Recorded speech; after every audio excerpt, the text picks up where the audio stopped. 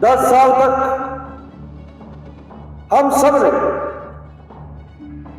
देश भाजपा को सौंप दिया, हरियाणा भाजपा को सौंप दिया, गुड़गांव भी भाजपा को सौंप दिया। लेकिन क्या कारण रहा कि 10 साल के लंबे कार्यकाल के बाद भी आज सारा गुड़गांव बुनियादी आवश्यकताओं से वंचित है।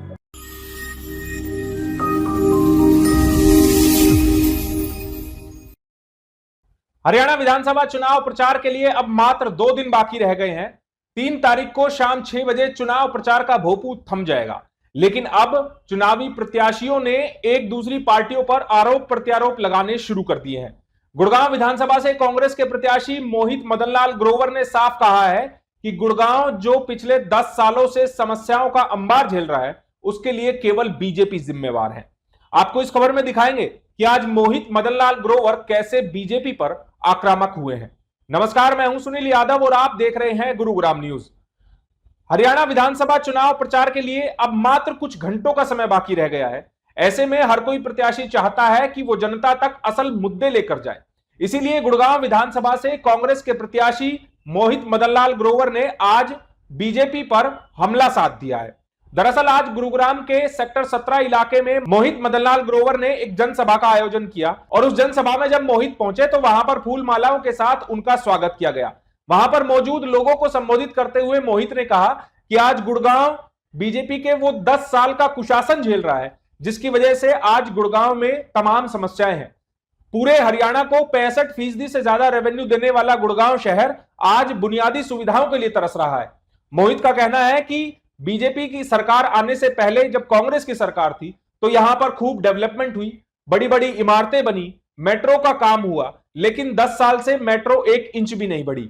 मोहित का कहना है कि बीजेपी ने जब 10 साल में कुछ नहीं किया, उसके बाद भी वो वोट मांगने आ जाते हैं और अगले 5 साल जनता से मांग रहे हैं। ऐसे में मोहित का कहना है कि उन्हें तो ये यकीन नहीं हो पा रहा है कि 10 साल में कुछ ना करके भी बीजेपी के नेता जनता के बीच वोट मांगने जा रहे हैं। मोहित का कहना है कि अगर जनता ने उनको मौका दिया तो वो गुड़गांव को उसका असली हक दिलवाएंगे। आप सब ये भी जानते हैं कि 2019 में मैं अपना पहला चुनाव लड़ा एक निर्दलीय प्रत्याशी के रूप में। जब मैं अपना पहला चुनाव लड़ा उस वक्त मेरी उम्र केवल 26 वर्ष थी और गुड़गांव की जनता ने, आप सबने 26 वर्ष के नौजवान पर इतना विश्वास किया कि आपने उसे 50,000 वोट दिए। साथियों, यह हरियाणा के इतिहास में पहली बार हुआ था कि 26 वर्ष के नौजवान को, निर्दलीय प्रत्याशी को 50,000 वोट मिले। और आज मैं आप सबके बीच कांग्रेस पार्टी के प्रत्याशी के रूप में आया हूं और आप सबका आशीर्वाद और सहयोग मांगने के लिए आया। आप सबका आशीर्वाद, आप सबका प्यार, समर्थन, यही मेरी ताकत बनेगा। और मैं आपको आज आश्वस्त कर रहा हूं, आपको वायदा कर रहा हूं एक नौजवान भाई और बेटे होने के नाते कि मैं 36 बिरादरी के लिए काम करना चाहता हूं, सर्व समाज के लिए सर्व कल्याण की सेवा करना चाहता हूं।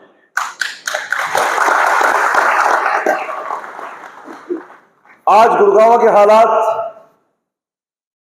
आप सब उससे परिचित हैं।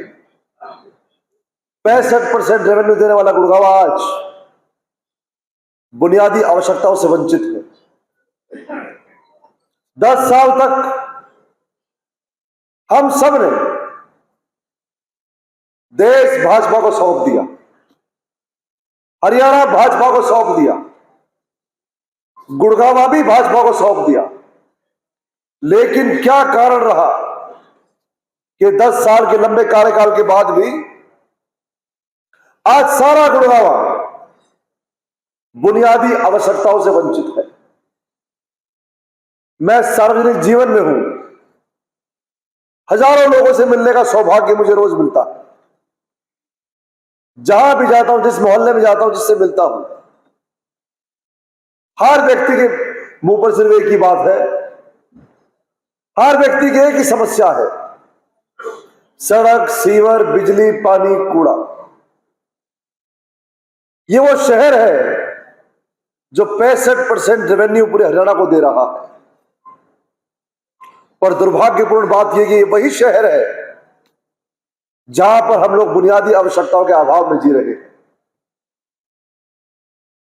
65% देने वाला गुड़गांव एक सरकारी अस्पताल ना हो, और जो एक सेक्टर 9 में है उसकी हालत क्या है आप सब जानते हो। 65% देने वाला गुड़गांव एक ऐसा स्कूल ना हो जहां पर हमारे आम जन का बालक शिक्षा प्राप्त कर सके। साथियों, यह हम में से प्रत्येक व्यक्ति को आज चिंतन करने की आवश्यकता है। आने वाला चुनाव तय करेगा कि हमारा नेतृत्व कैसा हो। 10 साल तक गुड़गांव के ऊपर पूर्ण विराम लगा दिया। 10 साल पूर्व जब कांग्रेस पार्टी की सरकार थी, हम सभी के आदरणीय चौधरी भूपेंद्र सिंह हुड्डा जी मुख्यमंत्री थे, तो गुड़गांव ने बहुत तरक्की करी। जो हाईवेज बने वो हुड्डा साहब जी के नेतृत्व में बने, जो मेट्रो आई वो हुड्डा साहब जी के नेतृत्व में आई, जो बड़े बड़े इमारतें बनी, डेवलपमेंट हुई, इंफ्रास्ट्रक्चर बना, वह सब हुड्डा साहब के नेतृत्व में बना, कांग्रेस पार्टी की सरकार में बना। लेकिन दुर्भाग्यपूर्ण बात यह कि 10 सालों में भाजपा की सरकार ने केवल विकास नहीं, इस हरियाणा का और गुड़गांव का विनाश करने का काम किया है। और इसलिए मैं आज आप सबके समक्ष हूं, आप सबसे एक बात कह रहा हूं कि आज हम में से प्रत्येक व्यक्ति को ये आत्ममंथन करने की जरूरत है कि इस सरकार ने आकर करा क्या है, इनकी नीयत क्या है। और मैं तो इनकी हिम्मत से हैरान हूं।